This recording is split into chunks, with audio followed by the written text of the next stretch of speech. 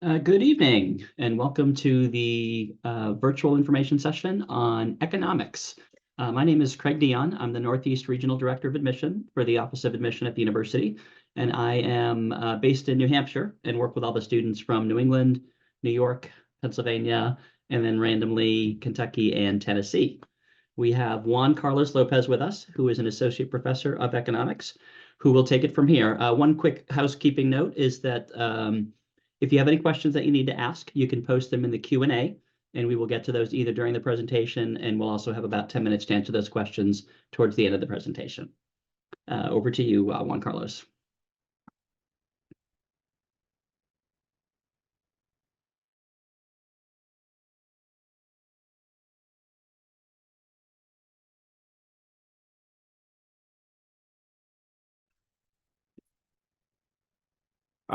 I hope that everyone can see my screen here. I'm just going to quickly go over sort of an overview here of what our department offers.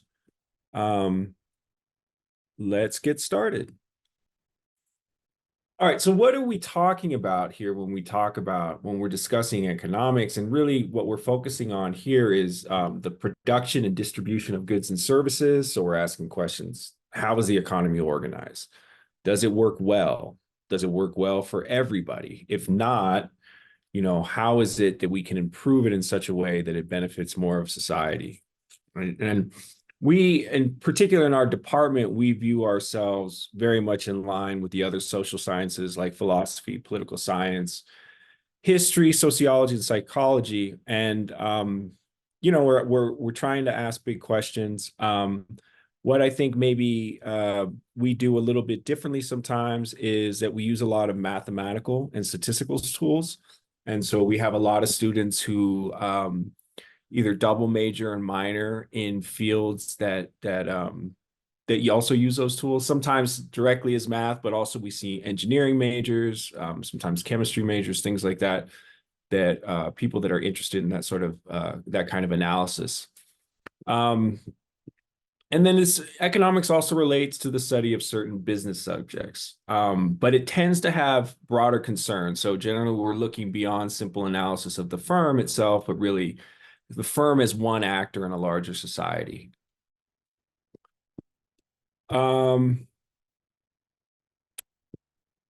It's not so very much when you come into the department here and you see there's going to be an introductory course that everyone needs to take. And really, you'll have to take it even if you don't take economics or you don't major in economics or minor in economics.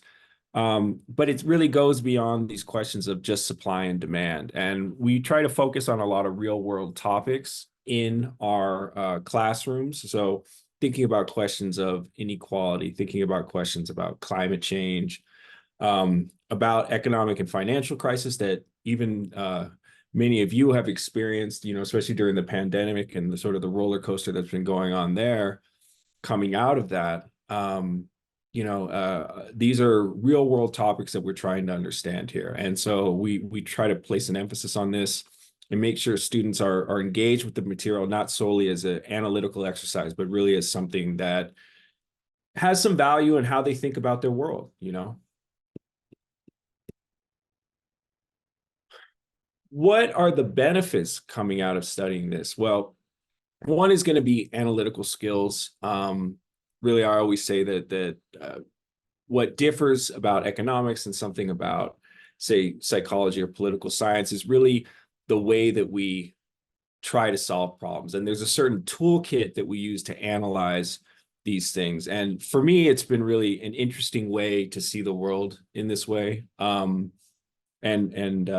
So that's what we try to do, is try to develop that toolkit for you, understand what the components are, how to analyze a problem. Then there's also communication skills. So not only do you think through the problem, but be able to communicate, the ideas that you want, and then also maybe the policy solutions. And it generates a lot of problem solving skills. It really is a way of tackling problems in a way that is both substantive but easy to understand in some ways. And I think that's important.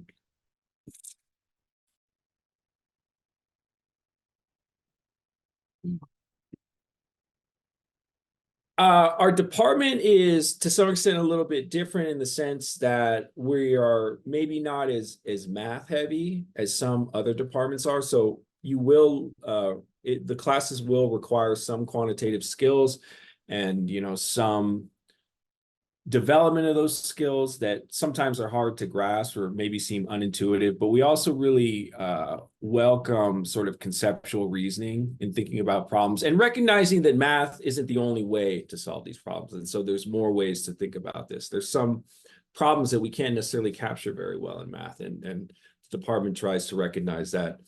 The other thing is the history of ideas and economic history in general have a lot of primacy in the way that we teach. And so we take seriously what people have done before, and how history plays a role in where we're at now, and in taking that into account in trying to develop models to deal with policies about the world. And then also an interdisciplinary perspective, right? We're open to ideas from other fields. So if you're someone who maybe, you like economics, but you like some other stuff and you want to think about integrating them, we're the kind of department that would definitely be amenable to that. So there's a lot of different kinds of classes you can take here. And so, we have different kinds of fields, and also different kinds of students like different things, right? Some people are more into maybe finance, and we have stuff on monetary theory and policy, money and banking. Some people are into health stuff, environmental, we have urban. If you're into international, you have international interests, we have stuff on the Asian economies, international finance. And then there's economic history of economic thought, which has sort of a philosophical bent to it. And then there's more technical skills like mathematics for economists and econometrics. So really there's sort of a broad swath of things. So even if, maybe you're taking something and you like the field, but you really don't know, right, what direction to go, there's a lot of different options for you to take and explore the different avenues, because economics really is a broad field. And so there's a lot of different ways, a lot of different avenues you can take in whatever ideas you're looking to use it for.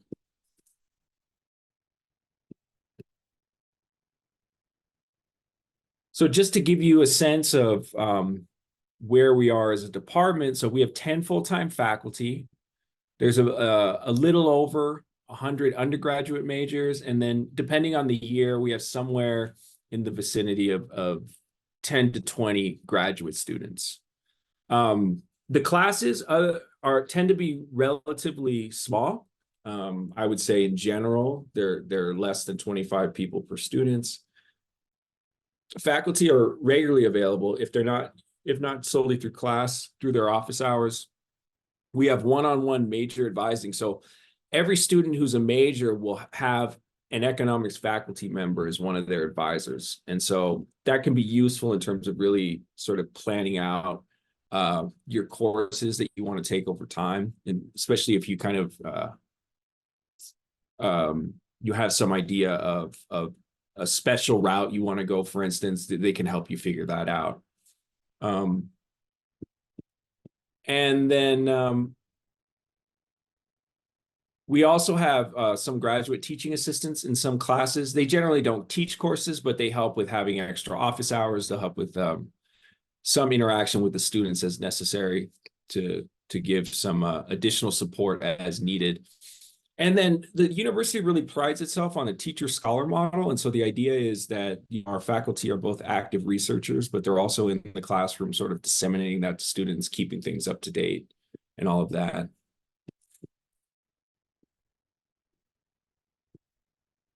So what can you do with an economics degree? And I've always found personally that the economics degree is something that is,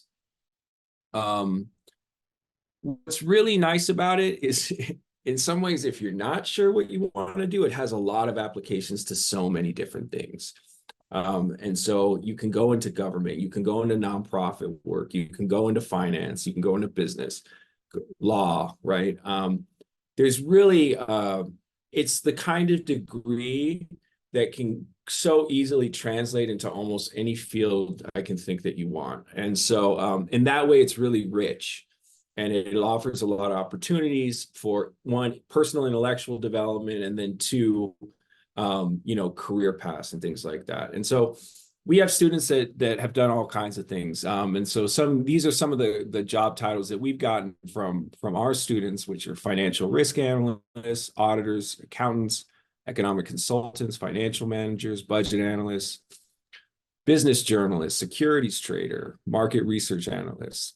So there's really a lot of different things that you can do with the degree. And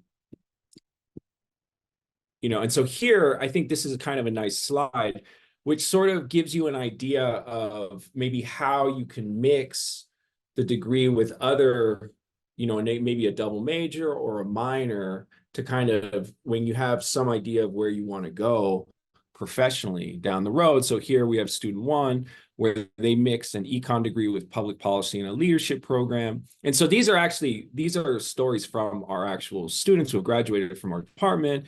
And so they became a managing partner for a social prospecting strategy startup. We have another student, first generation student, who mixed economics with journalism, and then they're a director of editorials for Digital Media Lab. Another one in economics and psychology. And so what they did was a BA MS. So our department, along with our graduate program, we also offer a 4+1 program, which is you stay one extra year and you do the graduate level coursework, and you come out with a MS in economics. And so that individual became a market research analyst. Another student did econ and music, and they went and after doing their undergraduate degree in economics, they did their master's with us as well. And they work at Lockheed Martin. And then we have another first generation graduate student who mixed econ and math. And then they got an MA in economics, and now they're currently an asset manager for the federal government. So once you know that in general, it's easy to double major. So you can mix econ with something else if you want. You could also have your econ as a minor if you don't want it to be your major. We have the 4+1 dual degree program, like I just mentioned. There's study abroad opportunities.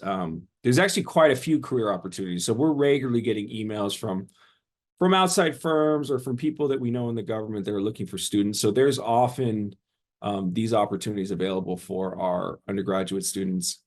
There's an annual student awards and recognition. So every year we give a few of our undergraduates, our outstanding undergraduates, some awards.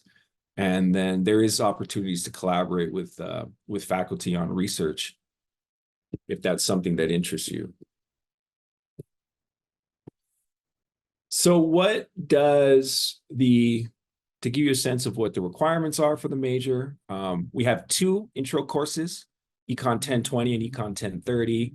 Econ 1020 is more of a conceptual understanding of the modern economy, and some kind of gives you a little bit of the toolkit needed. And then Econ 1030 is more of starts introducing some of those analytical components. And then there are 4 intermediate level required courses. So you'd have to do intermediate microeconomics, intermediate macroeconomics, a quantitative methods course, which is largely going to be a statistical course.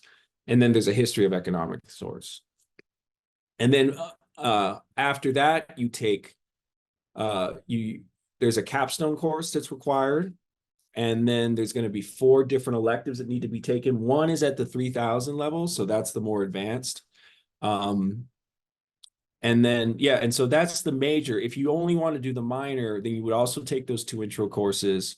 You would choose one of the intermediate level required courses, either intermediate micro or macro, and then 2 additional electives to achieve the minor. And then that is it for me. So this is a link to our website, but you can just Google us at economics@DU. And then there's some contact information if you need it, but all of this is available on our website. So We also have all the faculty up there. So if anyone has a specific question or is interested in working with someone or is just interested in their topic, you can feel free to send them an email and I'm sure they'll get back to you. And We do have a couple of questions in the chat. okay. And I will start with Nathan would like to know, is double majoring in business something that students do? And I guess I would also add to that, are there other popular combinations with economics? So I would say the number one double major that we have is with business. So that is fairly common. But we have students, we get students who are, like I said, engineers. We have students who are chemistry majors. There's a lot of public policy, political science type majors who are double majoring. Definitely some sociology, things like that. So there's a lot of the social science, but I would say the number one double major in our department is probably business. Yeah. Another question that was asked, pretty specific, but James would like to know how the AP courses translate into the introductory courses. So if he gets 5s on both the macro and the micro AP exams, does that allow him to skip the 2 entry-level courses? And if so, is that a good idea? I would say that, well, yeah, I mean, from a technical standpoint, yes, they do allow you to skip. I don't know exactly how that works in terms of the credits. But I will say that, is it a good idea? I think it sort of depends on you. I think that what is probably taught at the high school level at the AP class is somewhat different than what we do. So there's more of a conceptual component and sort of a policy aspect that I'm not sure is completely captured in those. That being said, if you think you have the technical skills, then going into the more intermediate courses should probably be fine in terms of your ability to follow along and understand. Yeah. And remind folks to post any additional questions you might have in the Q&A. I've got a couple of questions that I might ask to keep us going. In terms of studying abroad, are there popular places where the students go from the economics department?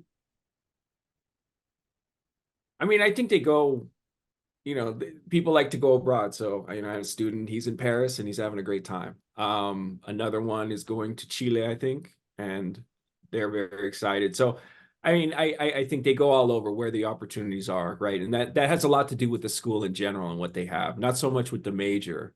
But I think that, yeah, most of my students at some point do tend to go abroad. And do you find that the majority of economic students do internships?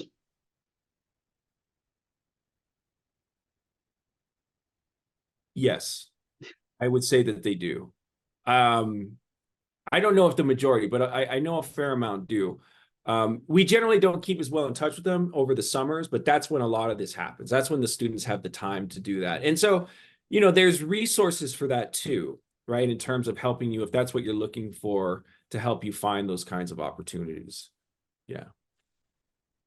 But the ones who I would say generally do, based on another question, is a lot of the students who are business majors, who are both business econ majors, tend to very often do internships. Yeah. Another question just popped up. Is publishing research something that can be done as an undergrad? Oh, yeah. I mean, it can be done at any point in principle if the work is good, right? And yes, it would definitely help get into a graduate program. So by all means, I mean, if that's something that interests you, there are faculty members who would like to help you along. Yeah. And not to put you on the spot, can you think of examples of students that have graduated with the bachelor's degree from Denver and where they might have gone to grad school if they didn't stay to do one of the 4-1 programs? Oh yeah, so I mean, I had a really good student. She went to her MA at Tufts, and then she's now I believe she's a doctoral candidate at NYU. So we have another student who went to Purdue for their graduate school. So we get quite a few students who do very well if that's the route they want to go. Yeah. And again, so that's the kind of thing where, you know, the advisor is nice because your advisor is a professor who has, you know, gone through the grad school problem, gone through the job market process. And so therefore they kind of know like what you need. So if you say, I really want to go to graduate school in economics, I want to get a PhD, they can help guide you in terms of your classes. So to make sure you're putting together your best portfolio when you go to apply for schools. Another question, what does the capstone project entail? The capstone project is so that's a newer addition that they've started to do, but really what that is sort of an interdisciplinary project on a subject, right? And the subject can vary, but it's really sort of I think what it's trying to do is make sure you sort of grasp a problem in all its dimensions. And so it's going to be a multi-quarter project that you're going to do, and then so yeah, you would set that up, and then you'll take some coursework to help you understand that in different social sciences, and then you'll put together a project at the end of it. It does sound as though the student to teacher ratio in the economics program is really strong. What would be the largest class that you've taught? And then at the other end, the smallest class that you've taught? So the largest class I've taught is the 1020. The 1020, though, is a course that, unless you took the APs, is required by everyone in the university, not just the majors. So because of that, those tend to be hard. So that had 100 people in it. And then I also teach the math for econ course, and that's had as few as 5. Right. So there, especially as you get into the 3000 levels courses, those courses tend to be pretty intimate. They have quite a bit of room for discussion and one-on-one interaction with the professors. So, but in general, I would say very few courses do I teach that have more than 20 students. There are exceptions, but in general, I would say 15 is the norm. And then we've got about 5 more minutes. Could you talk a little bit more about the 4-1 programs in terms of when students might apply to those, what the requirements might be to get into those as well? Sure. So what you'd want to do, if that's something that interests you, is one is there is a GPA requirement that's going to be above 3.0. But if that were something that interests you, you'd want to start looking at it really in your second year and sending out maybe an email to either the chair or your advisor, and then they can kind of put you in touch with whoever would best handle that. The reason is that there is sort of this weird space where if you have too many credits, you can't do it. I can't remember, but it's about 128 credits or 100. You have to have less than 120 before you start that program. But yeah, so you would start it really, you want to start prepping that in your 3rd year. So then you would go into your 4th year completing what you need to for your undergraduate. And then in the 5th year, you would then go through your graduate work there.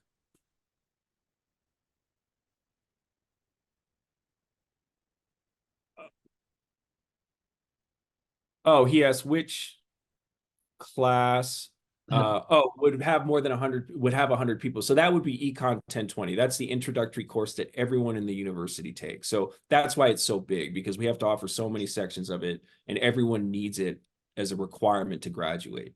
So that's the only reason that one's so long. And really, that's only some sections are offered as that big. Most of them, like I won't teach 100 seat class anymore. The largest I teach is 45. And even then, a lot of times, so the one I'm teaching right now only has 32 students in it.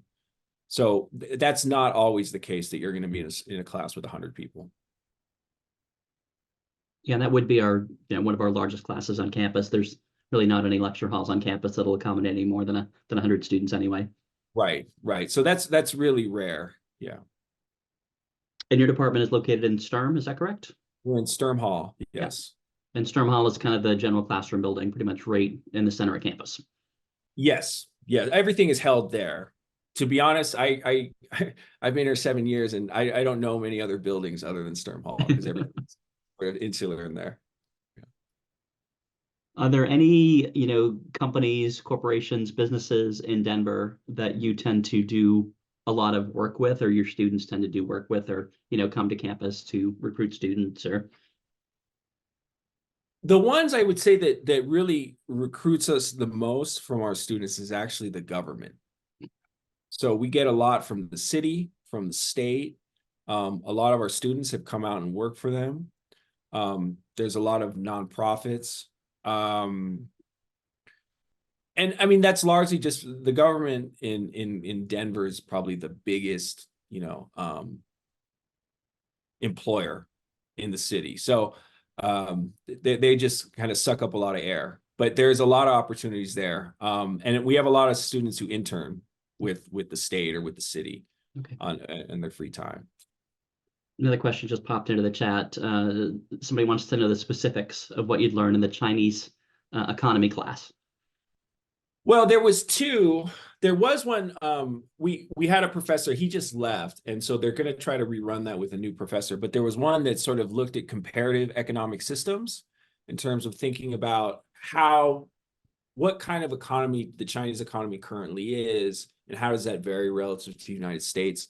And the other one I think is sort of a more historical understanding of how the Chinese economy has evolved over time, as it sort of started out or the modern Chinese economy was started out more as a communist economy, and then started integrating market forces, and how that's worked and how that's evolved into a new kind of system, really, in some ways.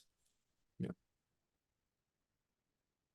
I think we are just about out of time, and I think we're out of questions as well. So I want to thank everybody for showing up and learning more about the economics department, and thank Juan Carlos Lopez for explaining more about the economics program. Thank you all Okay, thanks everybody. Have a great night.